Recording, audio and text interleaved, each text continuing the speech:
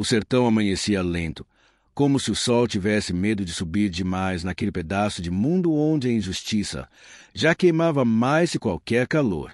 A vila de Curral Novo acordava do jeito de sempre, um galo aqui, uma porta rangendo ali, o som seco de algum balde batendo na cisterna.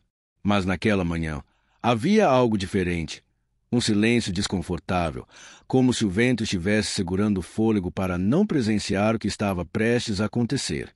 O coronel Roberci Moreira, dono de terras, de gado, de bem-estar e, na cabeça dele, dono de gente, acordou com a notícia de que um de seus arqueiros mais antigos, João Cardeiro, havia se negado a contribuir com mais um imposto inventado por ele. Era assim que o coronel garantia poder, tomava onde podia, e quando não podia, tomava à força. Quando soube da recusa de João, uma coisa ferveu na cabeça dele, o medo de perder controle. E um coronel com medo vira tempestade.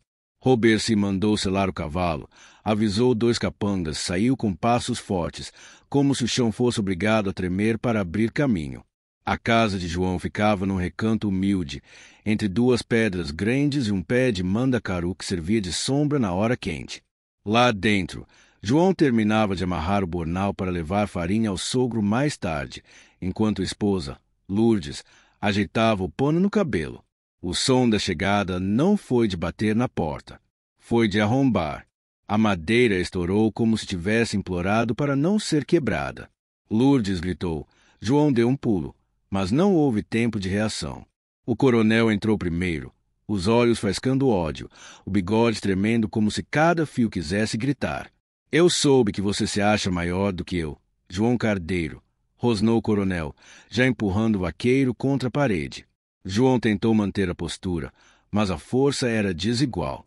E antes mesmo que conseguisse dizer qualquer palavra, o coronel arrancou de dentro de casa como se fosse um saco de milho. Lourdes tentou agarrar o marido, mas foi empurrada com violência que a jogou no chão. O coronel a arrastou para fora, batendo, chutando, gritando que ninguém desafiava sua ordem.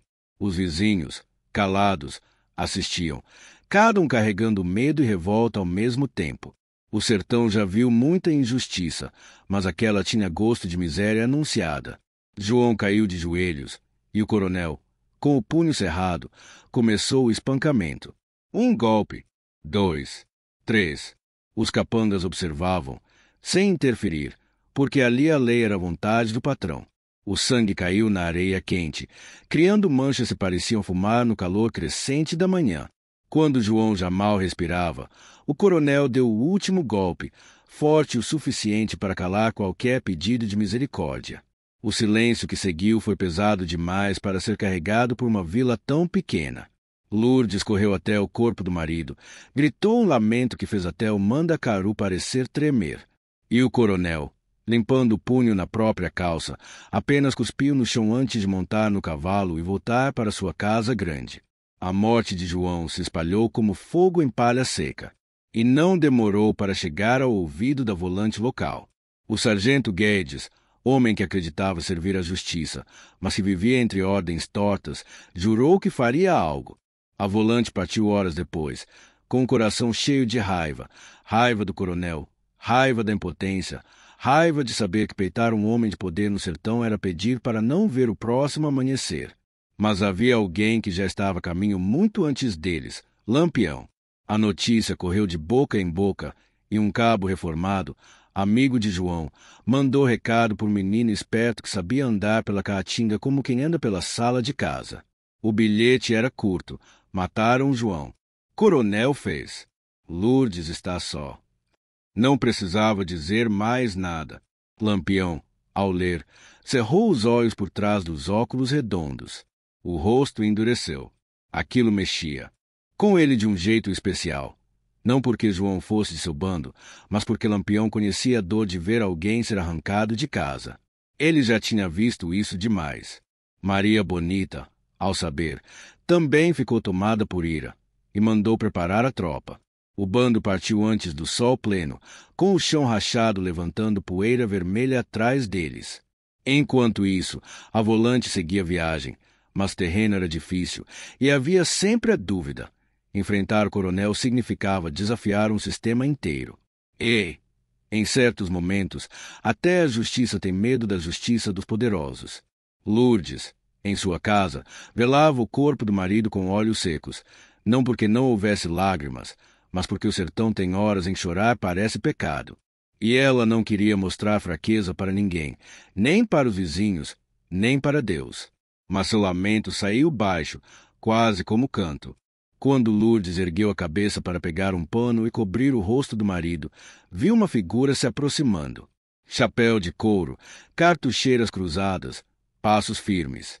Era impossível não reconhecer. Lampião parou na porta quebrada, o sol batendo nas medalhas do chapéu. Lourdes engoliu seco, sem saber se agradecia ou temia. Eu vim ver o que fizeram, disse Lampião com voz baixa, mas carregada de fúria.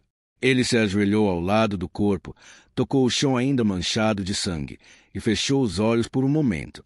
Era como se ele estivesse conversando com a terra, pedindo que ela guardasse a memória daquele crime. Quem fez isso? Perguntou ele, apesar de já saber a resposta. Coronel Roberci, respondeu Lourdes, a voz quebrada. A expressão de Lampião mudou.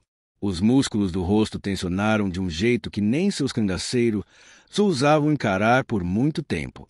Ele vai pagar, disse Lampião. Juro por tudo que já perdi. Maria chegou logo depois, com o bando atrás.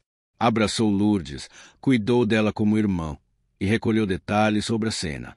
Lampião observava tudo com olhos de aço. O bando, ao ver o corpo, também inflamou. Nenhum deles tolerava esse tipo de injustiça. E, no sertão, quando a boca da lei se fecha, a mão do cangaço se abre. Enquanto organizavam a partida para a casa do coronel, algo inesperado aconteceu. Do outro lado do planalto, a volante finalmente avistou o rastro de Lampião. E o sargento Guedes, ao perceber que o bando de Virgulino tinha chegado primeiro, deu uma ordem. Vamos segui-lo, mas sem interferir. Homem assim não se manda parar. O coronel, em sua casa grande, bebia cachaça como se fosse comemorar alguma vitória. Orgulho, arrogância, a certeza de que ninguém ousaria tocá-lo. Mas quando ouviu os cascos chegando perto, seu sorriso morreu. E quando viu a poeira subindo, sentiu o estômago travar. Lampião chegou sem gritar, sem cantar, sem tiro. Chegou como chegam as tempestades silenciosas. Primeiro o vento, depois o estrondo. O coronel saiu com arma na mão, mas Lampião apontou o fuzil antes. Você matou um homem trabalhador, falou Lampião. E matou porque pensou que podia. O coronel tentou argumentar, mas a voz não saiu. Sua mão tremia. Os capangas recuaram, pois sabiam que, diante de Lampião, a coragem era luxo caro. Eu sou a lei aqui, tentou gritar o coronel. Lei? Lampião deu um passo à frente. Então eu sou o acerto. A troca que se seguiu foi rápida. Lampião desarmou o coronel com um golpe certeiro, e o coronel caiu de joelhos, justamente a posição que fez João assumir antes de morrer. Era justiça poética, dura, seca. Lampião o fitou por um longo tempo, e o coronel sentiu, pela primeira vez, o peso da própria crueldade. Pelo que você fez, disse Lampião, nem Deus te salva. E então o sertão ouviu o tiro. Foi rápido. Foi final. A volante, que observava ao longe, não interferiu. Sabiam que seria inútil. E, naquele dia, talvez até justo. Depois, Lampião voltou à vila, conversou com Lourdes, garantiu proteção, deixou mantimentos e ordenou ao bando que ninguém mais tocasse naquela família. E quando se preparou para ir embora, virou para Maria e disse: o sertão é cheio de coronéis. Mas enquanto a gente andar por essas bandas, nenhum deles manda mais do que o povo que sofre. E Maria respondeu: então que a gente nunca pare de andar. A câmera imaginária se afasta, o sol caindo, o corpo do coronel sendo levado pelo próprio povo que ele oprimia, e Lourdes finalmente deixando cair a primeira lágrima, não de fraqueza, mas de alívio. O narrador entra com voz firme e profunda. E assim terminou a história de um coronel que acreditava ser dono da vida alheia. No sertão, a justiça nem sempre vem de onde deveria, Mas quando chega, vem com o peso de uma promessa que não se quebra. E você? O que faria se visse uma injustiça dessas bem na sua frente? Comente aí embaixo, se inscreva no canal e deixe o like para fortalecer essa caminhada pelo sertão do Brasil.